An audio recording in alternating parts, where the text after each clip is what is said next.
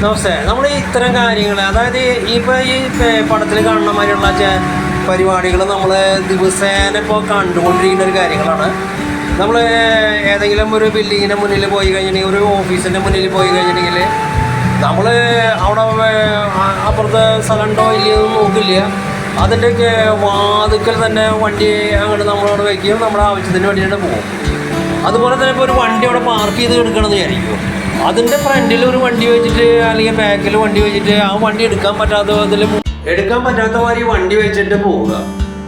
എന്നിട്ട് ഇതിൻ്റെ കാറിൻ്റെ ഉടമയ്ക്ക് വേണ്ടിയിട്ട് ഈ വണ്ടികൾ മാറ്റണമെങ്കിൽ മറ്റുള്ള ആളുകൾ അവരെ ബൈക്കുകാരൊക്കെ വന്ന് അവർ ചിലപ്പോൾ സിനിമയ്ക്ക് വരെ പോകുന്ന അവസ്ഥ സംജാതമായിട്ടുണ്ട്.